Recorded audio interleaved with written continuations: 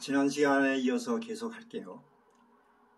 그 팔공산 갓바위는 웬만한 분들은 아시니까 자세한 설명 드리지 않아도 모르시는 분들도 있겠죠. 그 동화사 쪽 이쪽 큰 길 쪽에서 올라가는 길하고 저 뒤쪽 그 예비군 훈련장이 있어요. 근데 그 뒤쪽으로 해서 올라가는 길이 옛날에 이제 있었는데 기도 다니시는 분들은 이제 아무래도 뭐 산 등산 온 게 아니니까 좀 짧은 코스로 빨리 가는 게 좋으니까 뒤쪽을 많이 이용을 했어요.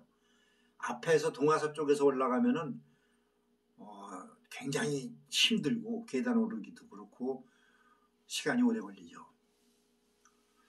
그래서 팔공산도 저 몇 번 갔어요. 이제 그 후로도 기도하기도 좋고 또 그 갓바위 그 부처님 앞에서 밤새운 적도 많아요.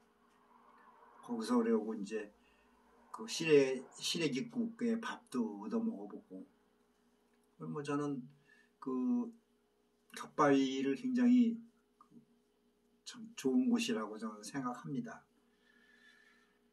그런데 이제 제가 이 약사줄이 나한테 이제 내렸구나 이런 감을 이제 잡고 있는데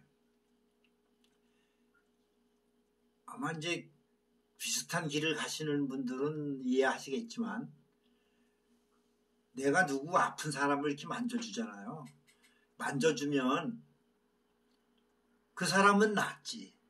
그런데 만져준 나는 상당히 고통을 받게 되는 거더라고. 그게 좀 아이러니하긴 뭐 그렇지도 않았고 뭐냐면은 그 사람 몸에 있던 탁기나 이런 사기가 이제 나한테도 온 거지. 그러면은 내가 아파야 되나? 그건 또 아니잖아 사실은. 근데 이게 이제 이 약사줄 타고나신 분들은 다 그래요. 그래서 내가 누구를 이제 만져주고 나면은 막 진짜 심할 때는 막 한 며칠씩 가더라고. 이 통증이나 뭐 이런 이 속에서 막 그러니까 대표적인 경우가 이제 어떤 그렇게 하품을 하고 막 진저리를 치고 온 몸이 하여튼 이상한 거야. 그러니까 이 탁기가 들어왔으니까 이제 뭐 배는 남산만해져요. 내 배가 가스가 이제 차가지고 이게 탁기지. 그런데 이것을 빼는 방법을 나는 몰랐어요. 근데 그걸 빼야지. 근데 나는 어떻게 빠졌냐 하면은 그냥 힘들어가지고 그냥 쩔쩔매고 막 좀 며칠 고생을 하는데 이제 기도를 하잖아요. 기도를 새벽으로 아니면 밤에 기도를 하거나 아니면 잠을 잘 때 꿈을 꾸잖아. 꿈도 꾸고. 그런데 난 특히 그 잠잘 때 많이 그런 증세가 나타났는데 뭐 예를 들자면은 웬 할아버지가 내 좀 형체가 정확히 보이지는 않아요. 그런데 할아버지인 것 같지. 근데 내 어깨를 양쪽으로 딱 잡아가지고 마치 무슨 그걸 뭐라 그래야 되나 허수아비 인형 이런 걸 이렇게 옷 벗기듯이 그냥 어깨를 잡아가지고 나를 번쩍 드는 거야. 뭐 힘없이 들리죠. 그냥 이렇게 허수아비처럼 정말. 그래가지고 바닥에 패대기를 치는 거예요. 어깨를 잡은 채로. 그러면은 무지무지하게 아프죠. 근데 악 하고 소리 지르면서 아픈데 깨는 거야. 그건 꿈이었어. 그런데 내가 그 탁기로 고생했던 그런 부분들 아픈 부위가 싹 그 순간에 없어진 거예요. 또 어떤 때는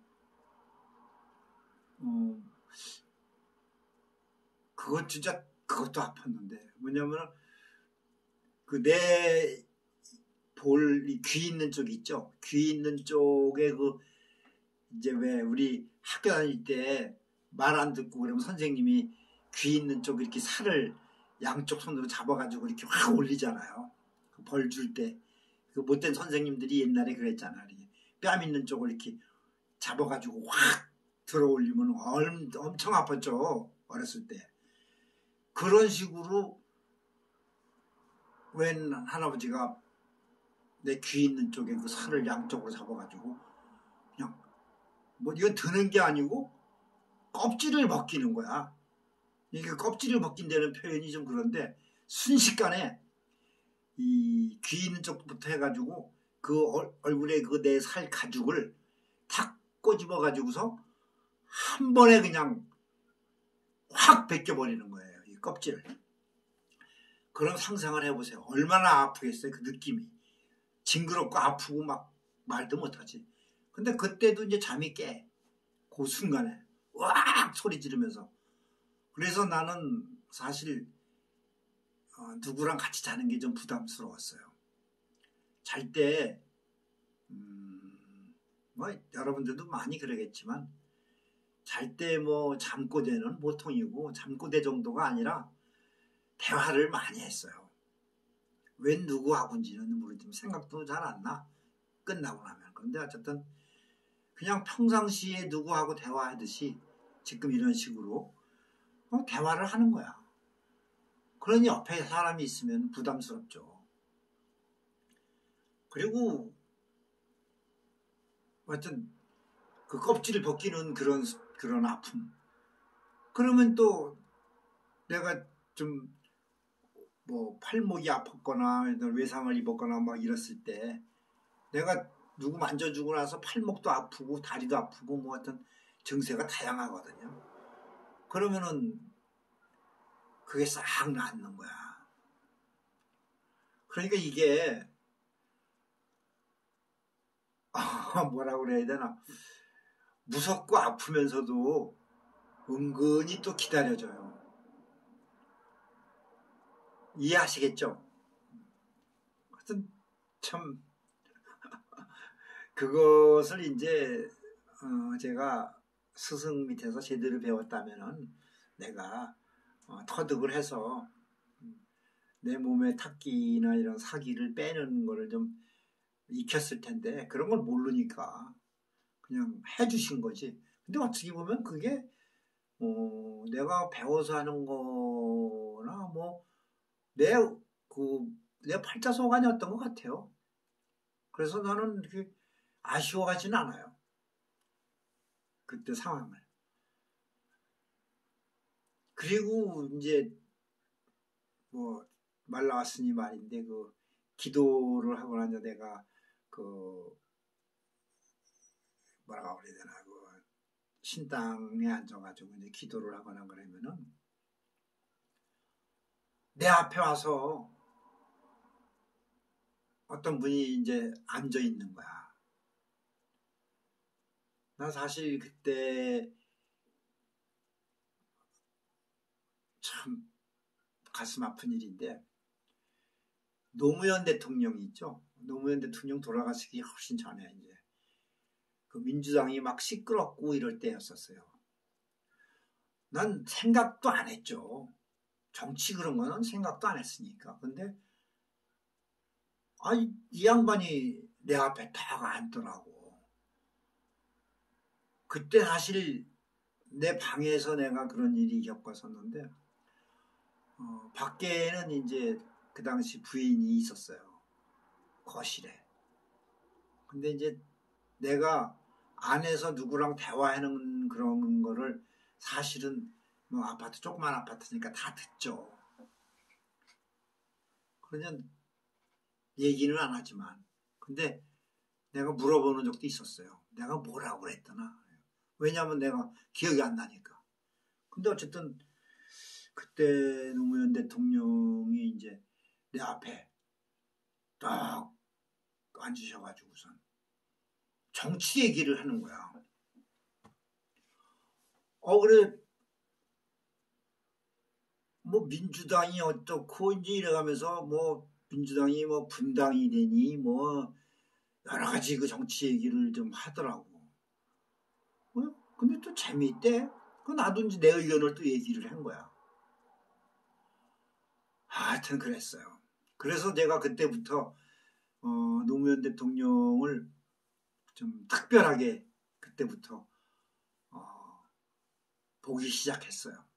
물론 내가 그 전에 이제 그 노무현 대통령 그 뭐라 그래야 되나 인권 변호사라고 그래나 부산 지방 이쪽에서 그 근로자들 노동자들을 위해서 그 문재인 노무현 두 분이서 그 좋은 일을 많이 하신 게 있어요. 그때 얼핏 뵌 적도 있고 그랬는데 사실 큰 관심은 내가 없었거든. 근데 어쨌든 내 기도하는 데 나타나가지고 나하고 한 30분인가를 대화를 한 것 같더라고. 그 후에도 사실 몇 번 그랬어요. 그러니까 각별할 수밖에 없죠. 내 느낌도. 그래서 참 노 대통령 사고로 돌아가실 적에도 나도 많이 울었어요. 그냥 그때 감정이야 이루 말할 수 없죠. 자, 또 조금 이따가 시작할게요. 다시.